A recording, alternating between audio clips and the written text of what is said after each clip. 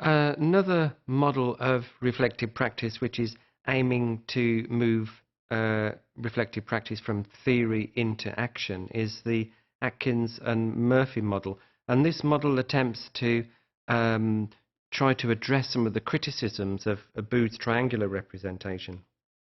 And we can see the model here. It has 5 components: awareness, describing the situation, analyzing the feelings and the knowledge associated with that situation, evaluating the relevance of the knowledge within that situation, and then identifying the learning which comes from that. And we'll look at these in some detail. Atkins and Murphy model, you can see, therefore has 5 stages to it, and the stages link together in a cycle. Stage 1 is very much about the teacher becoming aware of some need for change because of some uncomfortable feelings due to the situation that they're confronted by. Stage 2 then comes from stage 1, and stage 2 is about the teacher examining those feelings and the components in the situation which generate those feelings. Stage 3 leads then into analysis of the situation based on the evaluation. And then into stage 4, there is some sort of conclusion, a summary of what all those feelings and all that thinking generates. And then finally into stage 5, which is the learning stage, what the teacher has actually gathered from that experience. So this model attempts to provide a deep level of support for the reflective practitioner, more so than other models try to do. We must remember that this is not to say that the other models that exist about reflective practice are redundant or a waste of time. This is just another way for the teacher to think about their role in the classroom. What is important is to realize that as a reflective practitioner, part of your role, part of your duty, is to critique not only yourself and what is happening in the classroom, but also to add to the critique on the models which can be used for reflective practice. Atkins and Murphy suggest then that any sort of reflection is not useful unless the teacher has a real commitment to action. Action is what reflective practice is all about. And they make an interesting connection in relation to action here, which is action can happen after the event, but it can also happen before the event as well, in terms of planning and preparation. So we must remember in this model that it is actually trying to make a connection not only with the reflective process, but the actions that the teacher needs to take in the classroom.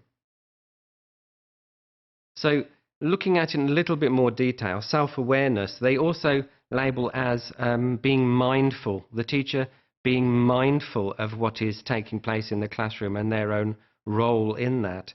And it is very much about linking personal reflections and sensations to what is taking place. And in this sense, there is a real commitment by the teacher to ownership of those feelings and sensations. What is happening in the classroom is not happening outside of themselves. They are part of what is taking place.